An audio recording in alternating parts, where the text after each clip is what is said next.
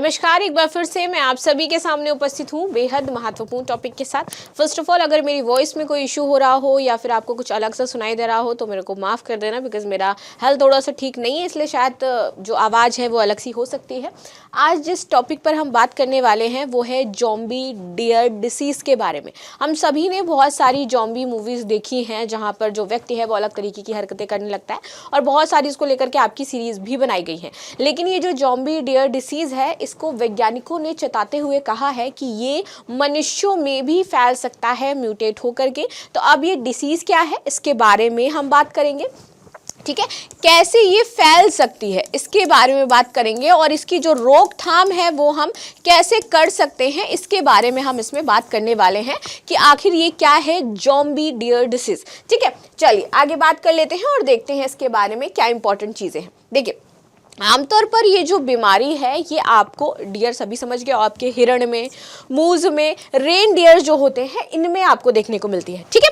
वैज्ञानिकों ने बताया है कि जॉम्बी डियर डिसीज जो अभी तक सिर्फ और सिर्फ जानवरों में ही होती थी, यानी डियर में आपको देखने को मिलती थी, वो अब इंसानों में भी फैल सकती है। आखिर ऐसा उन्होंने क्यों बोला और क्या बताया कि भाई उन्होंने ऐसा क्या रिसर्च किया था जिससे उन्हें पता चला कि ये फैल सकती है। जैसे हम देखते थे बर्ड फ्लू, स्वाइन फ्लू, ये सारी चीज़ें तो पहले हमें सिर्फ जो हैन होती थी उसमें देखने को मिलता था, या फिर और डिसीजेज होती थी उसमें देखने को मिलता था, लेकिन हमें मनुष्यों में देखने को नहीं मिलता था। लेकिन इसके बाद केस आता है कि एक मनुष्य को भी यहाँ पर आपका फ्लू हो गया है, बर्ड फ्लू हो गया है, इस तरीके से चीज़ें हो गई हैं। सो वैसे ही आपका ये जॉम्बी डिसीज़ भी है जो अपने आप को धीरे धीरे क्या कर रहा है, म्यूटेट करता जा रहा है, ठीक है। आगे आ जाते हैं।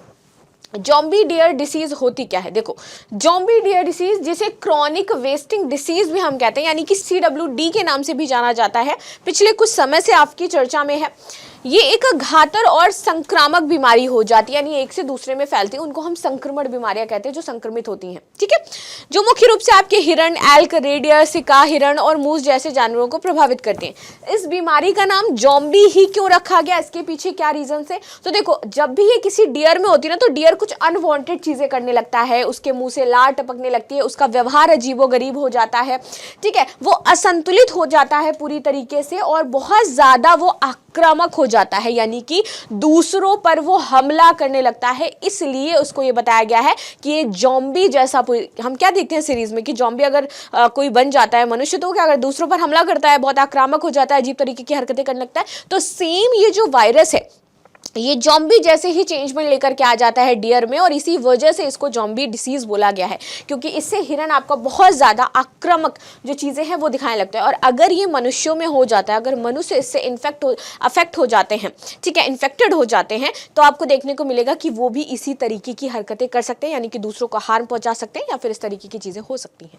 ठीक है। आगे बात करते हैं, जॉम्बी डियर डिसीज क्या है। ये प्रियॉन डिसीज होती है। प्रियॉन डिसीज हम किसे कहते हैं, पी से प्रोटीन, ठीक है।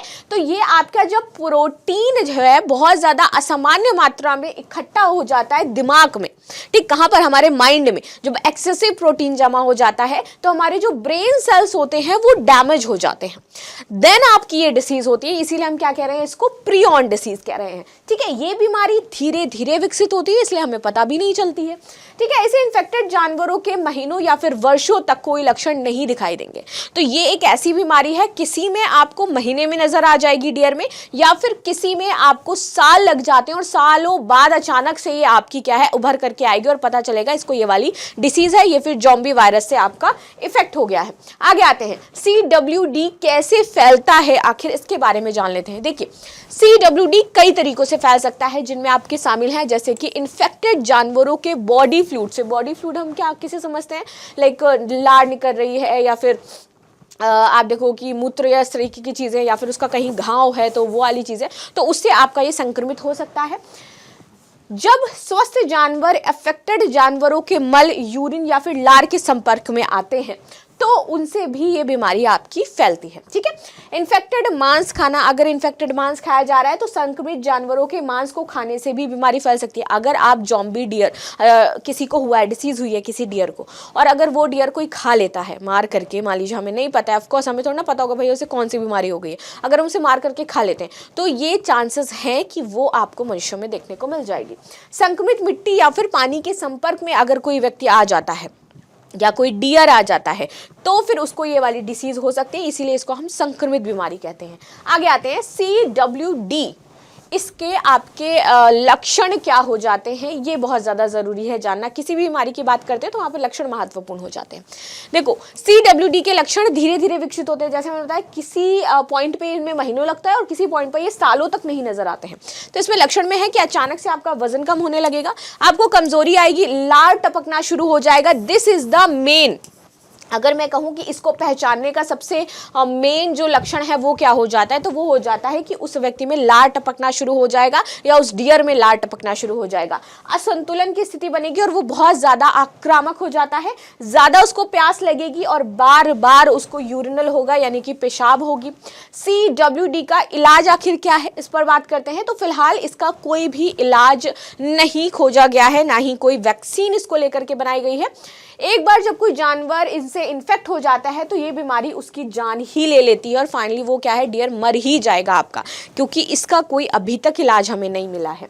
क्या CWD मनुष्यों के लिए खतरा है? तो वैज्ञानिकों ने इस बारे में चिंता जताई और ऐसा कहा है कि ये इंसानों के लिए भी चिंता की वजह बन सकती है और इसीलिए बीमारी से सावधान रहने की हमें हिदायत दी गई है कि हम इस तरीके का कोई मीट या फिर अचानक से ये सारी चीज़ें का सेवन ना करें। पता होना चाहिए हमें, वरना ये हमारे जो बिहेवियर है उसको पूरी तरीके से चेंज कर देगा। तो ये थी ज़ॉम्बी डियर डिसीज़ जिसके बारे में हमने बात करी। यदि आपकी कोई राय है तो अवश्य बताइएगा। मिलते हैं नेक्स्ट क्लास में, तब तक के लिए धन्यवाद। लाइक शेयर सब्सक्राइब करना बिल्कुल भी ना भूलें and thank you so much.